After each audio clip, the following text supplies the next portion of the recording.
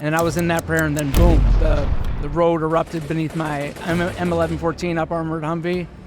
And I just remember being in that prayer when the explosion happened. I could feel and hear the truck basically disintegrate around my body. And I might have been knocked out for a couple seconds. I'm not sure, because when I opened my eyes, I sort of became acutely aware that I was laying in the dirt. And so I blew the door off my Humvee. I'm laying in the dirt. And the dust was still in the air, and I still couldn't see, but there was some lingering fire from the blast. I can kind of start to make a picture of my surroundings a little bit, because there was no light at all. And I just remember, like, I had a taste of blood in my mouth, and my face felt hot. I had a sickening knot in my stomach, and my ears were ringing, and I was like, I'm pretty fucked up. And I just laid back. The first thing I saw was my weapon was stuck in the door frame of my vehicle, and I was telling myself, Dan, get up, put your weapon into operation. Dan, get up. And I couldn't move. And I still don't know why. If it's shock, I'm not really sure. And then I just listened, and I heard my team moving and like shouting out commands, securing the perimeter, doing everything they're supposed to do. I'm supposed to be the guy saying these things. I'm saying nothing. They're doing everything right. And then when the dust descended a little more, I noticed Mike, my platoon sergeant, who was offered to drive the vehicle that day, because he was supposed to have hernia surgery. And he's just the type of guy that's like, hey, driver, you're done. I'm going to be with my guys as long as I can. And I saw Mike was painfully, obviously, and made the ultimate sacrifice.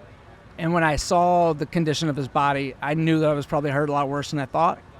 And I just went to, pull my helmet, and it came apart in two pieces in my hand.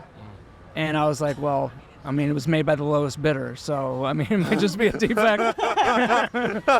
And literally, because I remember I was like a little bit in all of that, and I was like, all right. And started with my head, like we check ourselves out like we're trained to do. And I remember I was getting feeling back in my hands, because I got that pins and needles feeling.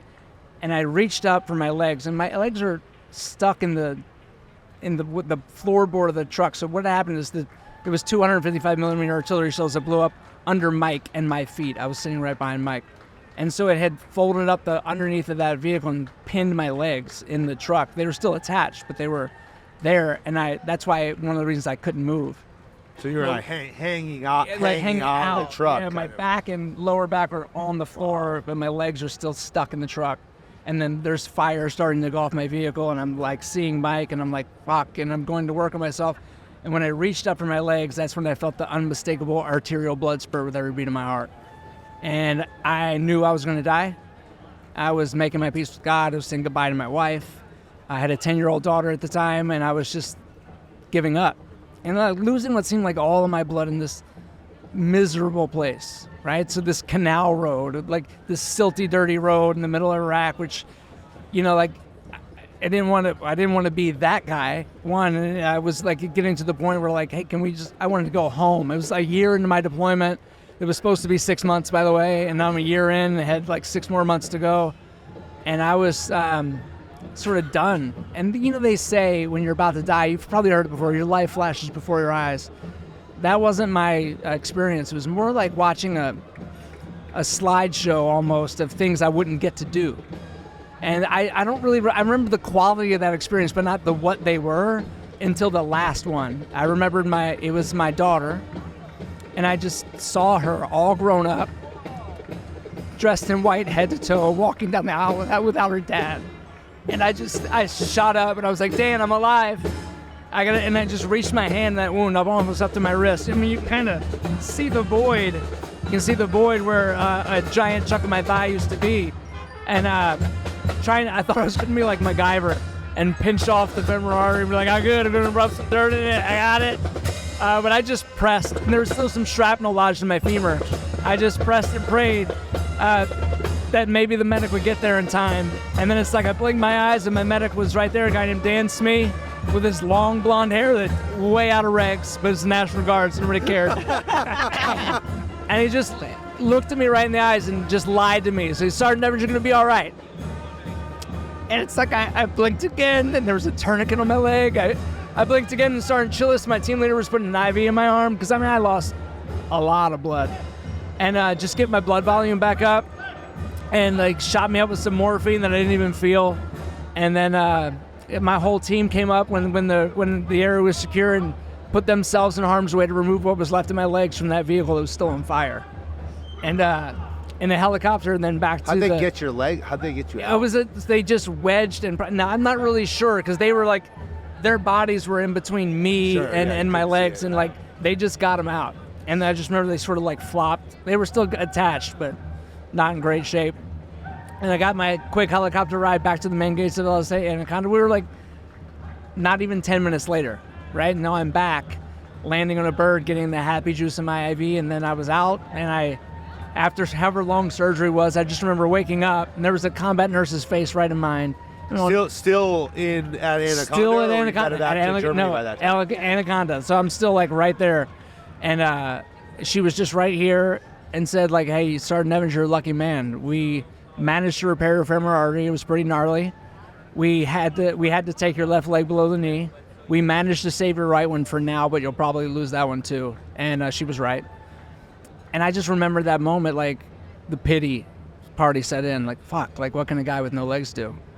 Like how's my wife gonna love me? How is my daughter gonna respond to a dad that didn't have legs? And I sort of kind of started to spiral down, but then, and you'll appreciate this, I just kind of looked off to the side. It's a tent, right? So I'm in the combat surgical hospital. It's the tent, right?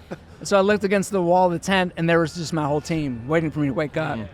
And they just surrounded my bed, and we told horribly inappropriate jokes, right? I mean, like bad. If we can't be saying, even on a podcast, probably shouldn't be sharing.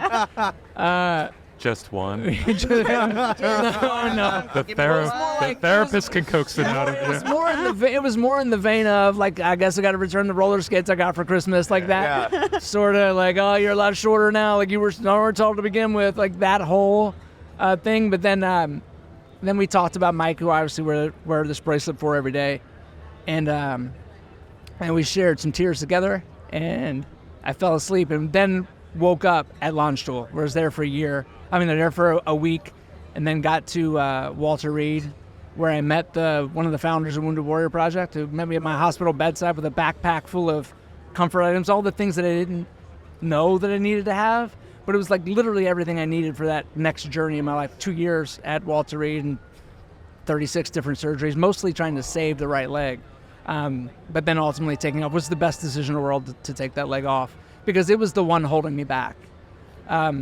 But I just remember they met me with a backpack and a promise that whatever I needed, whatever my family needed, they'd be there. And that was the beginning of a relationship, because it was not just Wounded Warrior Project, but they were like sort of the focal point at that time. They were providing opportunities for guys like me and women to prove, like, give you these adaptive sports opportunities to prove that your disability didn't define you. That I got to actually define what the rest of my life was going to be like. And so I'll be forever grateful. And like I used to work for Wounded Warrior Project, but I haven't for the last 8 years as a solopreneur, telling stories, like keynote speeches, and I teach yoga all over the world. And it's random, like I climbed Kilimanjaro. I got to do all these cool things because some people got together and decided to create these opportunities so I would learn early on that I can still do stuff. Like I can still get things done. And so now it doesn't hold me back. And I'm grateful. And you mentioned earlier, like, oh, I felt like a piece of shit because like doing stuff, right? Like I'm out there doing stuff.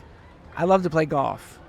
And so the golf course I play, it's a pretty popular golf course in Florida called TPC Sawgrass. And so I'll be like warming up hitting balls. And then, they like, do a PGA event? They do, yeah. They have the Players Championship. Just a little right, there's a little golf course.